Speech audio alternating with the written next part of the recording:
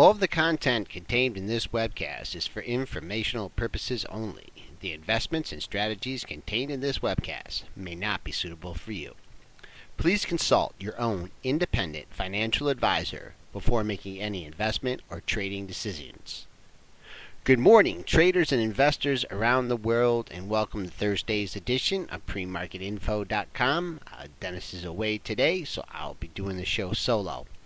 Taking a look at the S&P is currently trading down 8 points in the pre-market, making a high last night at 14,075, 1 point below Wednesday's intraday high.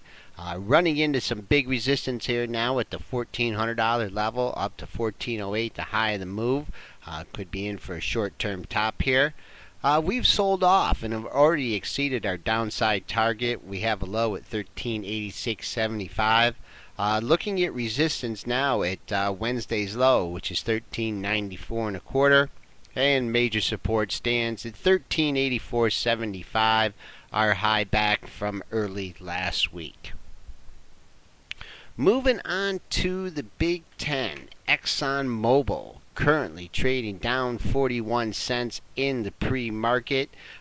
No longer can get back into that $87 level, making a high yesterday at $86.59, making a low at $85.77, currently trading quite a bit below that level, 17 cents. We will use $85.77 up to the close of $86.01 to be major resistance in this stock, and we could be looking at the 6 and 7 day lows at $84.05 to $84.13. Moving on to our next component, Apple Computer, again trading down in the pre-market, but as in the last few sessions it was down in the pre-market, managed to recover. Now we are trading below that magical $1,600 level.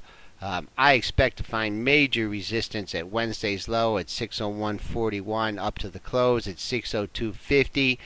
Folks that are willing to step out and sell in the $600 level, you're only risking up to $609.75, which was the all-time high. Coming back on the downside, looking at Tuesday's low, $591.48 to be major support. In the pre-market, we have a $597.63 low. That is a minor support point as of right now. Moving on to our next component, IBM. That's trading down $1.19 in the pre-market, opening up into major support here. Tuesday's low was $203.70. The 5-day low at $203.64. Currently trading just slightly below that level, but look for a pop-up to there as your initial resistance point. Wednesday's low, $204.30. Doesn't look like it's going to come into play in today's session. Looking on the downside for this stock, there is really no support in IBM here until the 8-day low of $201.61. So if a seller is going to step in this market here, they're not going to find some bids down for another $2. $203.50 has been the low print in the pre-market. Chevron Corporation also trading down in the pre-market 58 cents. That stock started its slide yesterday. We have bottomed out in the pre-market at 107.23. That coincides real nicely with the low that we had on February 22nd. Wednesday's low is 107.35, just above that. Look for major resistance if this stock can get anywhere near the close of 107.91. Coming back on the downside, a good target would be the February 17th low of 106.04. Moving on to our next component, Mr. Softy, looking soft here in the pre-market once again. The crucial double top at 32.15. Doesn't look like that's going to come into play today. But will come into play is Tuesday's low at 31.74. Currently, it has traded 31.76 in the pre-market. Look for a bounce off that 31.74 level, perhaps up to the close.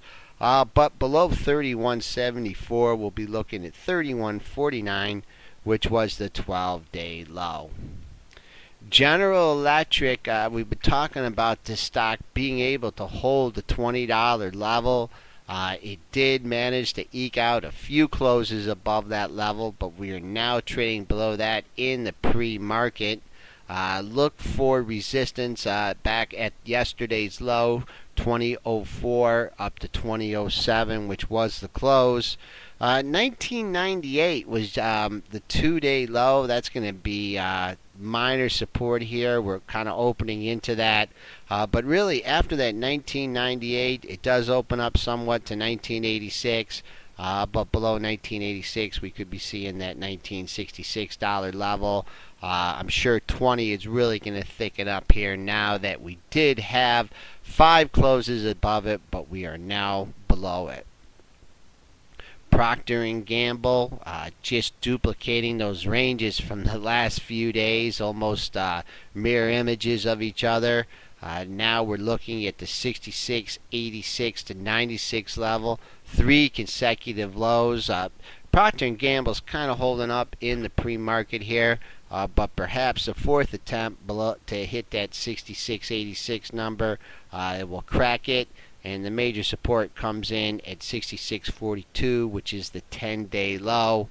Looking at the pre-market activity in Procter & Gamble, really not a whole lot going on. A few spotty trades going off at 67.20. If in fact the stock can mount a rally up to the triple top around the 67.50 area, I'm sure we'll be littered with sellers. AT&T, it was a little late to the party, but it did manage to make a new 52-week high at 31.97. Couldn't sustain that level going into the close. Ended up making a low at 31.83 with an 84 close. Now that we are trading below that in the pre-market, that will act as resistance.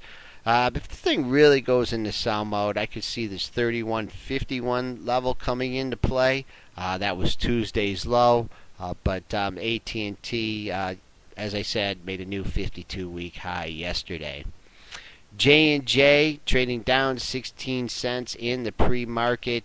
We've been talking about this stock forever and a brother, trying to break out of the 64-66 range that it's been trading in. Really putting pressure now on the lower end of this range. Trading below yesterday's low, which was 64.64. Look for resistance from 64.64 up to the close at 64.76. If this stock really goes into sell-off mode, I'd be looking at the 11 and 12-day lows at 64.12 to 64.19.